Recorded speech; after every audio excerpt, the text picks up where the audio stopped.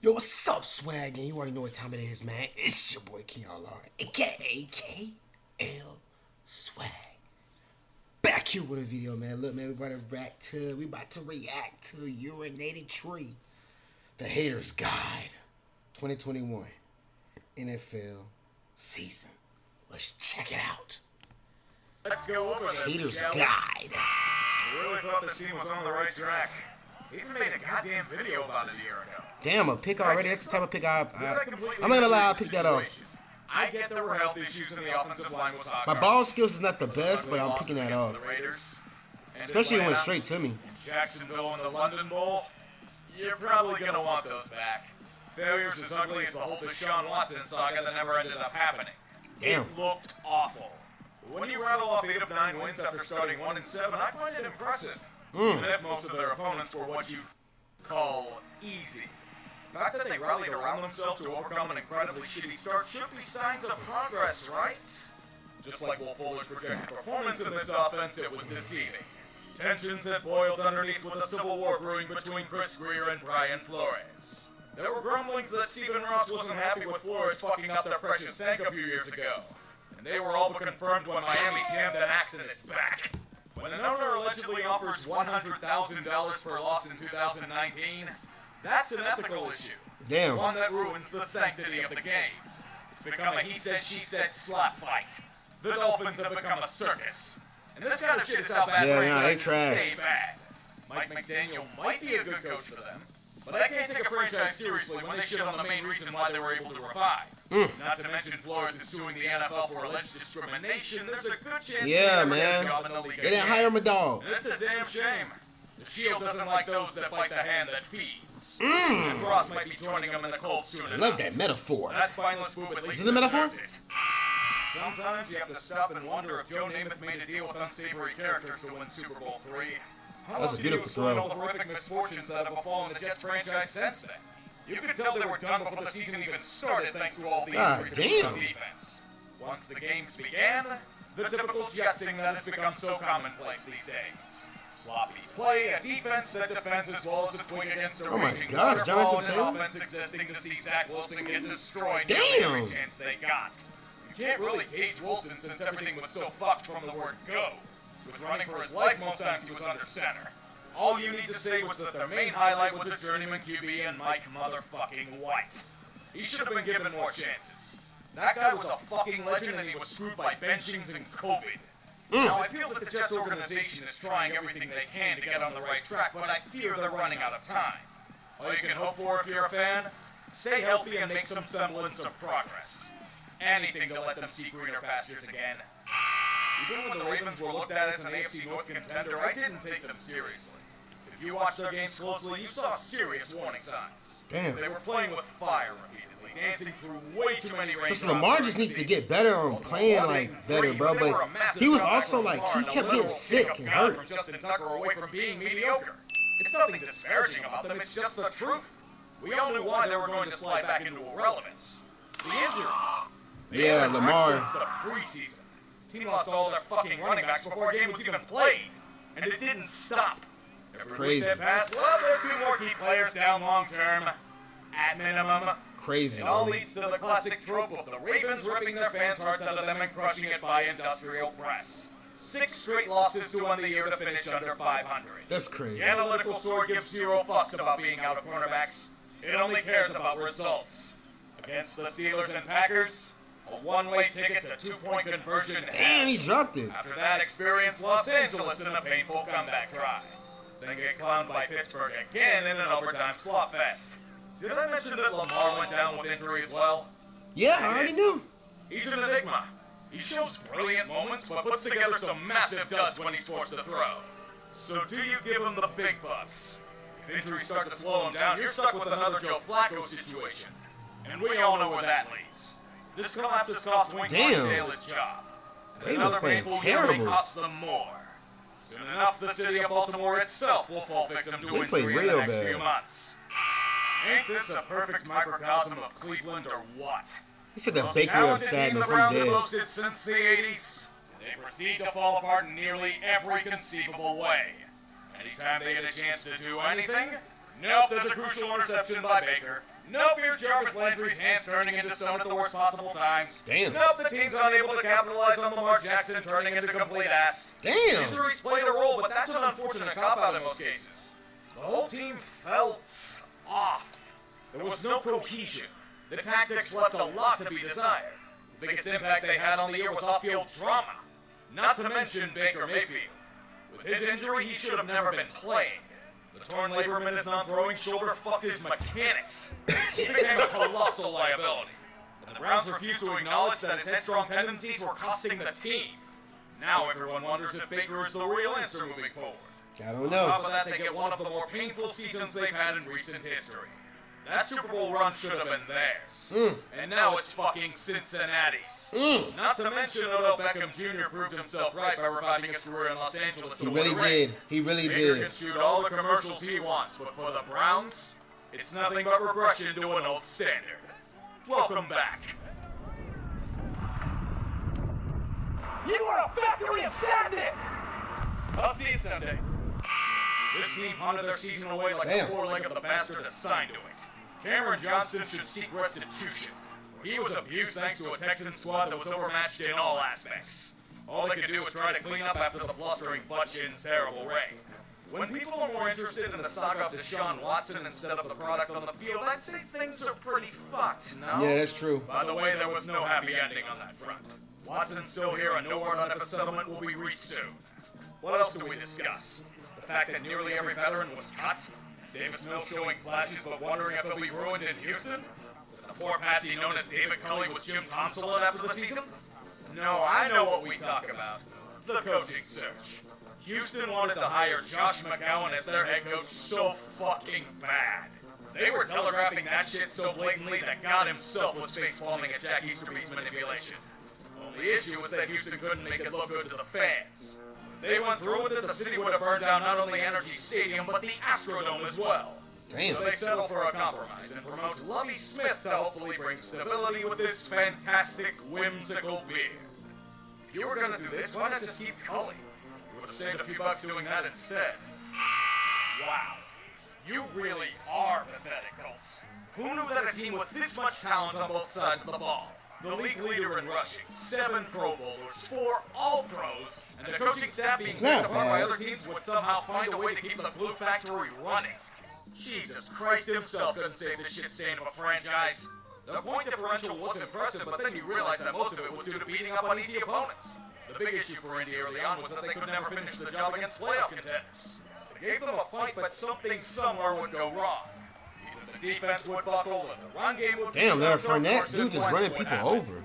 As predicted, he improved with a stronger system in front of him, but then he'd go back to his what the fuck are you doing mode and self-destruct in a church full of nuns. Then they seemingly found form. The Colts were looking strong. They beat legit opponents. They were a team no one wanted to face. They got lucky when they played my Patriots. All they had to do was beat fucking Jacksonville. Duval dressing up like clowns to show them as the biggest joke in the league. It's all that needed to be done, yet they still couldn't do it. They choked. Wentz put together a performance that Philly celebrated by proxy. It's another lost season for a team still paying for sins of the past. At this point, what do? Carson Wentz has made Indy cringe enough that he's all but secured his own exile. Frank Reich and Chris Ballard have to be on the hot seat. Are they going to spend money on free agents or do the Ted Thompson route of drafting their way to wasting talent? Clock's ticking, boys. Lord knows you've squandered the last few seasons. And in the clowns. In all honesty, I think clowns would run Jacksonville better than whatever's supposed to be in charge of them right now. Oh, Lord have mercy, because the rest of us won't. Jags fans are going to erase this year so fast that it'll make Tiananmen seem like a minor inconvenience. Urban Meyer was a desperation heap of a hire from the beginning. And Jacksonville's lack of due diligence was hilarious to the rest of us. Seeing Urban think he was still in Gainesville and act like God himself with a look at him, a young girl. Not traveling back home with the team after games, kicking players, creating a culture of fear, undermining team operations. It was truly a disaster not seen since Bobby Petrino. The worst part is that Petrino won more at this level. Everything stagnated. Trevor Lawrence only threw 1 touchdown pass in nearly 2 months. They're going to Andrew Luck him so fast it'll be painful to watch. Hell, they already did it to James Robinson in more ways than one. The defense had 2 speeds. giving zero fucks due to the chaos or speed dialing their agents to get the fuck out. God damn, Even Debo. for all of that, the inmates are still running the asylum in Duval. Trent Baalke is somehow still employed. The Jags did nearly everything in their power to fuck up their coaching search. But they just need better players, bro. Because Trevor Lawrence is a good quarterback. Trevor Lawrence is not bad, Firing bro. Baalke's going to cost too much money for Shot Khan. Best to not rock the boat and clean the culture of shit that's been festering for years. You get Doug Peterson. He won a Super Bowl, you'll say. Yet ignore he won it because of Frank Reich and facing a Matt Patricia defense. It's not the worst case scenario. He'll at least try to build some semblance of culture. And if things go to shit, he knows how to deal with meddlesome GMs. Good luck, Clownsville. Oh my gosh, straight pick. This team only had an offense. Under different circumstances, we'd say that the Broncos would have made the playoffs and been knocked out in brutal fashion against, let's say, Kansas City. However, damn, and number 49 were pretty fast. Considered an offense. Vic Fangio really trusted Pat Shurmur with it. Pat Shurmur, master of the check down on 3rd and long. Sensei of underutilizing an emerging dual threat running game. The god of wasting an elite defense more often than not. Every chance the Broncos had to do anything, there were 3 laws that followed. Oh, great play. The offense couldn't find any Viagra to get the blood pumping. The offense fumbled away everything in critical situations. Or the offense put as much effort into their craft as Teddy Bridge underwater did in tackling. I feel bad for that guy. He tried to do things he was concussed. God damn. Then you got through pass line. Horsecock? Yeah, right.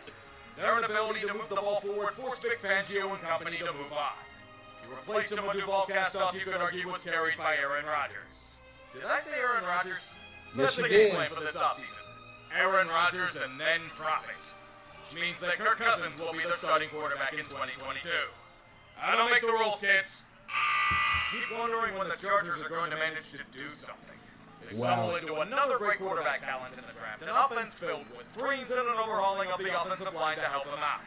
Oh that my should gosh. be more than enough to get you into the playoffs. Hell, there were many considering them as a goddamn Super Bowl contender at the beginning of the year. Flash and pizzazz distracted us from the glaring flaws of the team itself. They have no defense. It's non-existent. Their run defense was abhorrent, giving up 100-yard rushing games on the ground in 12 of 17 tries. The pass coverage suffered as a result, and it was usually at the worst possible times. It was better than their ground counterpart, but that's like saying Mussolini was kinder than Hitler. Therefore, the offense was forced to go balls out to compensate for the stone trying to drag them into the abyss. It didn't work most times. Brandon Staley is an acolyte of analytics, and he was one of the more aggressive play callers we've seen in NFL history. Sometimes it worked. Others he was decapitated. Damn, that was a diving pick. He overthought a lot of things, and he'll have to hone it to have any success long term. It was emphasized by calling a timeout in overtime against the Raiders. Even if Las Vegas said what they said for gamesmanship, it allowed their opponent to regroup and, shocker, expose their god-awful run defense. Season over. More incredible pain for the bastard child no one wants. Did I mention that Big Brother and the Rams won a ring? They'll be rubbing that in every chance they get as part of your rent payment. Want to try and stop it? How about you beat the fucking Texans in the gimme match? Season that was absolutely critical to the Giants organization sitting in front of them. They took it so badly that even their most diehard fans want nothing to do with it. You know, boys, the point of a rebuild is to make some semblance of an effort to rebuild. Not to delude yourselves by thinking the smell of your own ass stench is an intoxicating aroma. This kind of shit leads to strokes of genius, like jumping off sides to blow a game against Washington. Watching as nearly every free agent signing falls apart, led by no TD Galladay and Nate Solberg feet. Mike Glennon as backup quarterback. An offense that becomes so terrible that the apparent best course of action is a quarterback sneak near their own goal line on a 3rd and 9. The only pick the team had this year was John Mara against some poor trash cans. You want the season symbol of failure? 3 words. Free medium soda. Damn. The pinnacle of organizational ignorance. Not only did they allow Dave Gettleman to retire with dignity after being fucking terrible at his job, but they wanted to keep Joe Judge around. Apparently being an arrogant blowhard is the Giants' way. But after realizing no good GM candidate would come here with him employed, they repackaged him back to Belichick. Damn. Even if they choose to blow it up, they have some futures to work with. Second, you guys. 2 top 10 picks, albeit in a weak draft. Joe Shane brought in from Buffalo with his buddy and Belichick trio on Brian Dable as coach. I hope Dable realizes that there isn't a Josh Allen to be developed right Phone now. in the charger, you guys. It's Danny Terps. The Giants are stubborn enough to think he's their solution to QB next year. Look, I get every other option you had was ass, but Jones fumbles away every opportunity he gets. I will taunt John Mara for his fuck-ups like he taunts the fan base with his actions. I'll make sure it's a point of emphasis. Dan Snyder is still majority owner of the team. That's all I need to say about this pathetic franchise. However, that's not fun. We need something to overtake the misfortunes and disappointments of the on-field product. Fitzception going down to injury in the first game, forcing them to overexpose Taylor Heineke to a national audience. The team defense going from stout to suspect faster than the team's past pride finished. Note that this was before the shitty home field turf sacrificed key players' knees.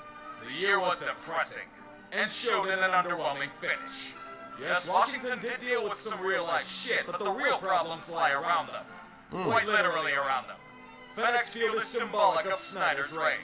A hollow shell of clinging to past glory, spewing shit on top of anyone that dares breathe in his presence. A screaming concrete death trap to both fan and player alike. A home as shoddy, rough and pathetic as Sean Taylor's jersey retirement ceremony that totally wasn't done to try and cover up a massive email scandal. Every move that sibling coward of an owner has done since 2020 is to beg to not sell the team. And that includes the new name of the franchise. The Commanders. Bland, sterile, and soulless. That's such an ugly ass name. Exactly what Snyder wants. Get the attention away from how he runs things. Do not gaze behind the curtain. Look at what's on the field. On second thought, don't do that. You might tear your ACL by proxy. Everyone with a pulse knew that the Bears making the playoffs last year was the worst case scenario for them. Even worse when management made a play to prolong their tenures by trading a ransom to draft Justin Fields. Let me throw a formula out there and you can decide the rest. When you take a terrible offensive line, just terrible offensive line, carousel no one likes, multiply it by a rookie the Bears are forcing into a system that doesn't fit them at all, then divide that by the number of times they tried to kill Fields on long developing plays. You get a quarterback the team is trying to ruin. It's one thing when Fields is still raw, but they're not even giving him a chance to develop. That's true. So why did you franchise Allen Robinson? So he can do nothing? The defense can't bail them out forever, they're being sent to the infirmary. Wonderful. A wasted season for a team that's been the poster child for keeping family away from business. That's crazy. Nagy and Pace were fired a year too late. Great. They weren't the real issue. The problems are in Ted Phillips and the McCaskies. That's crazy. And they're still here. Ryan Poles and Matt Eberflus are the new victims, GM and head coach. I can't tell if they were the best people available or if the Bears were too cheap to change out the Matt and Ryan business cards. Aaron Rodgers might say he owns you, but Chicago begs for it to be real. He'd be an infinitely better owner than the McCaskies are. I've said it before, and I mean it completely unironically. This is the best season the Detroit Lions have had in years. If you look at the team on the surface, you'll think I'm crazy, and it's understandable. I feel like the Lions gonna get better over time, bro. Lions gonna get good over time. Still hasn't a clue to run a football team by osmosis. Even then, Dan Campbell has done things that the Lions haven't seen in a while. Coach a team that plays with heart. His players, while lacking ability, would run through walls for that man. There were endless obstacles thrown in their way. Endlessly painful defeats, injuries wrecking the defense. Jared Goff. It'd be enough for a team to unanimously win the Tank Bowl, but Detroit overcame it. They show progression.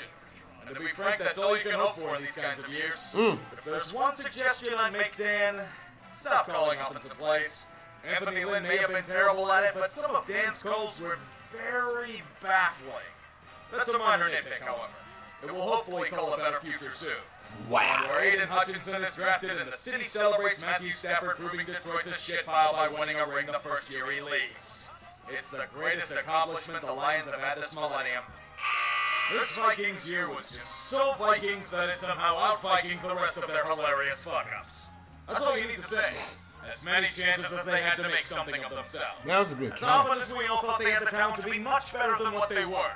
All this proved was how badly Bro, I'm catching him, bro. This dude's not fast. He's not fast. It's not that fast, man. Perhaps in how an overtime fumble against the Bengals cost them what should have been a From running my full speed, but I'm not. He's not doing it. This team to die in the clutch.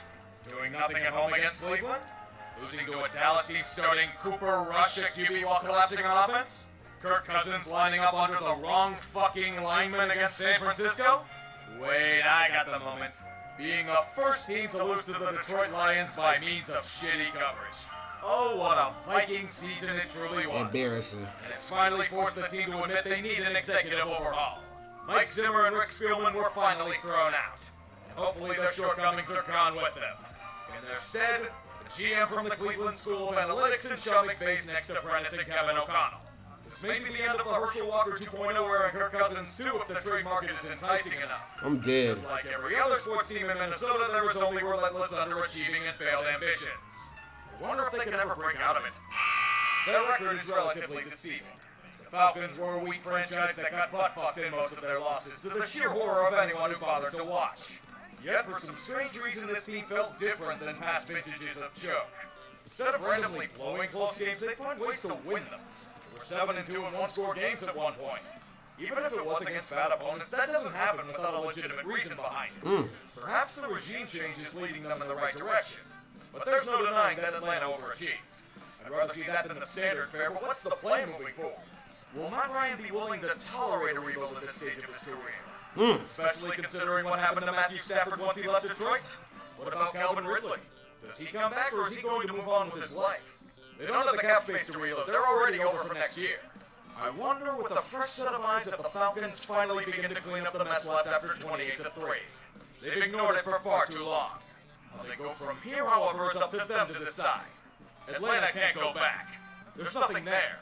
Just the charred ashes of the past. The line between a competent rebuild and an absolute shit show is a thin one.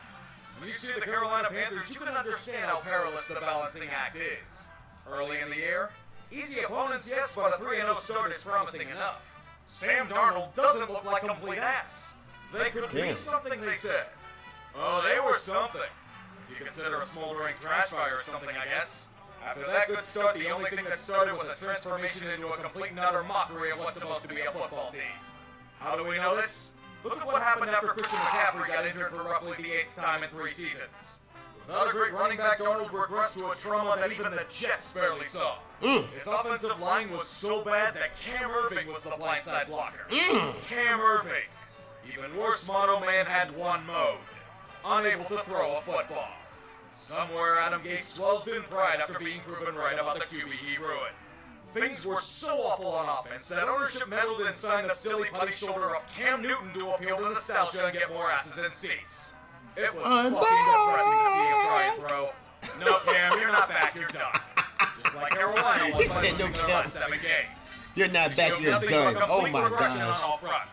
Joe Brady went from hot coaching prospect in 2020 to fired because he wasn't on the ball.